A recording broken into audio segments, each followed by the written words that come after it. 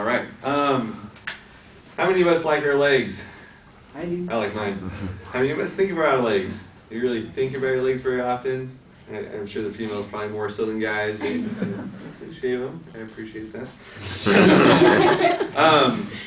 Person by the name of Kidman asked a question. If God wanted us to be brave, why did he give us legs? When I read the quote, I thought that was an interesting question. Got me thinking a few things. The first thing I thought of was how our legs are a strength to us.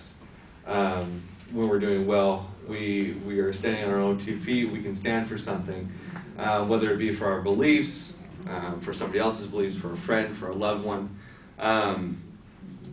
He gives us legs so that we can have the opportunity to stand up for something. The second thing I thought of was how legs can sometimes be a weakness. I mean, if I didn't have legs, I couldn't be tripped. Sometimes we trip on things, we fall, and sometimes it's painful. And if I was that much lower to the ground, it wouldn't be as painful, I think.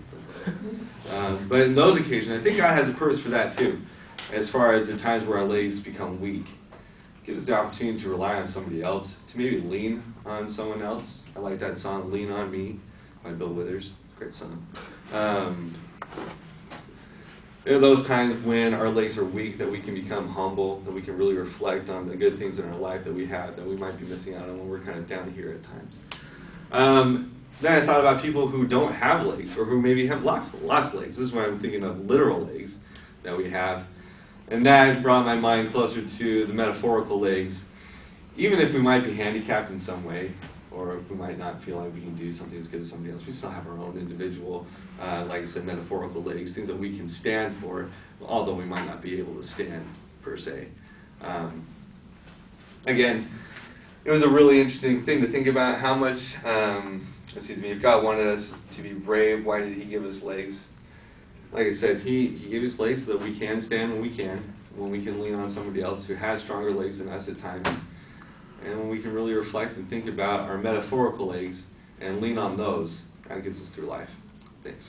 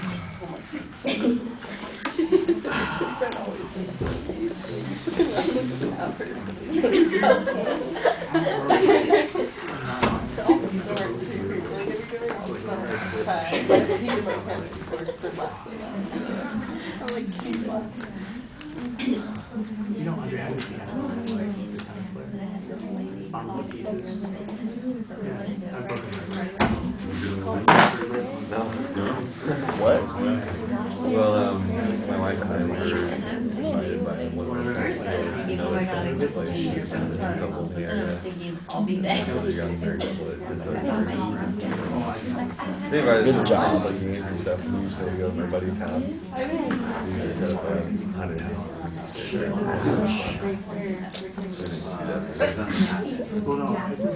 It's nice to befriend somebody else. It's good. It's always good.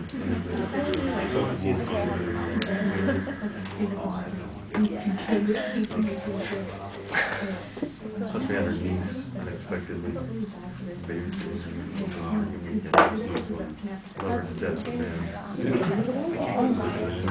All right, Thomas, the audience survey is okay. There's a little bit of humor in it. You transition to the subject, the topic that you've got.